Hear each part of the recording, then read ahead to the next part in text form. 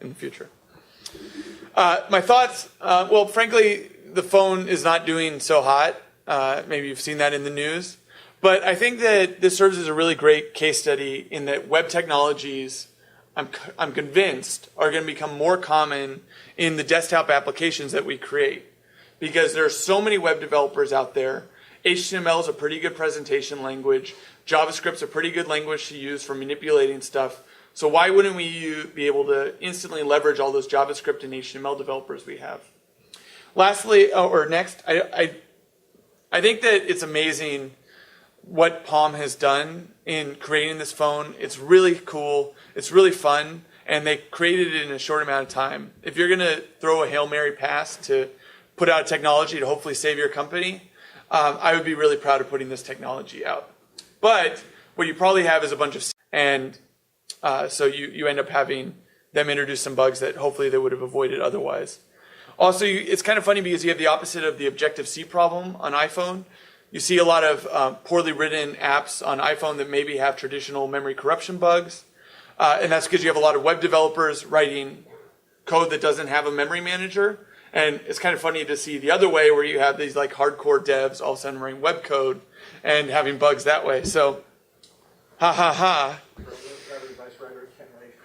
Right. And I really want to go out of my way to say that I really think that this device is really cool. It's really fun to play with. You enter the Konami code. You can totally explore it. None of the code's obfuscated. You can decompile everything using Java and get like extremely readable Java.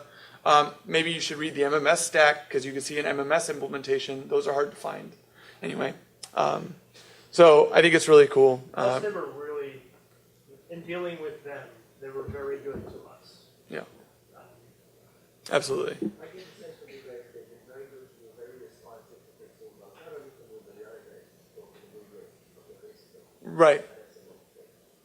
But it seems from the talk that there was no threat modeling, there's no specifications of accepting. Do you get a sense that they are getting serious about that? And if you mentioned it's not threat modeling, I can't comment on the development practice, like leading up to the creation of the device or what they're doing now. I know their security team is bigger, so that's a step in the right direction. So the first time I you get a sense that they're doing full automation. they are, I feel like I'll say that I think they are now. Maybe they weren't, or maybe they have. I can't speak to what they did prior. But so the first bug I released to them was like a week after it launched, and then he was like, "I'm the only guy. I don't even have a process for this yet." And then as things got further along, I would submit stuff, and it would come back real fast. So you could definitely feel progression. That may have been just face value. Maybe it was nothing. I don't know. But I do know this: when I released the file access vulnerability, I basically said, they were like, "Oh, we can't replicate this." And I said, "Here's my website," and I could see them banging off my box. So they weren't just ignoring it and then just saying whatever. So you could kind of feel it as time went on. Yeah, that 4141 bug, I submitted to them 2 days ago, and they say it's fixed and coming in the upcoming release. So, I don't know. They're really nice guys. Yeah, no, I think that, like, I don't know what's happening behind the scenes. Like, if the security team's growing, the guy that we talked to is there smart, I would think that they are paying more attention to that. I think that, their API documentation is also greatly improved, but I think that it perhaps needs some more security information in there because that's not really talked about. And I don't know what it is, but you have web developers developing for the phone. I don't feel like they make the leap that web vulnerabilities might be a problem here. But like I said, I think we can only judge their response, and their response has been good and improving. So, maybe that puts them into a good spot. Yeah. How well documented is the situation where one would choose to use one web browser as opposed to the other? And that could be a source of confusion. Well, it's actually pretty obvious because if you're going to sit down and you're going to say, I'm going to write a native WebOS application, then you're using Luna, the fancy browser. And if the only time somebody would use that other web browser is when they're actually using the web browser application and browsing a site. So it's pretty, It's a little complicated. I don't know how well documented it is. It just happens. Like it happens the way you would expect it. Except when it doesn't. Right. Question, so how long is the response time on average? Like, will we contact them and they get back to you and they fix it and release? Like, do you have any information on those dates or times? Just on average, not So I think the first few bugs I released to them. So I didn't just release one bug the first time. I released like the vcard thing and a few other things, and you could tell that there was a core problem. Right? So it was all the same attack. So it's the same injection stuff. That took a little while to get the response. Months or weeks or? I would say it was a couple weeks the first time, almost a month, which isn't too bad So considering. it's interesting when you have that many customers, and that's the reason I asked. When it's really fast, that's almost as bad as taking a really long time, right? Yeah. Checks and balances are never going to be in place necessarily. It depends. I mean, that many customers, that many versions of the hardware. I'm just curious. I'm not an expert. Well, I mean, they moved quickly to put this phone out there, and I mean, every change list that you look at, the phone is like rapidly improving. I think that security doesn't drive these release vehicles for them. I think that they just always have a release vehicle coming up anyway, so it's really easy to say we're going to drop a security fix into that. I think we've driven one week.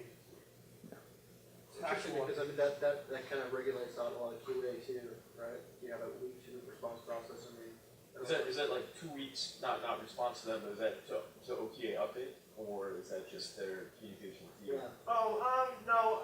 One thing I will say is, once I got a hold of their security person, never had a problem with it. Absolutely responded.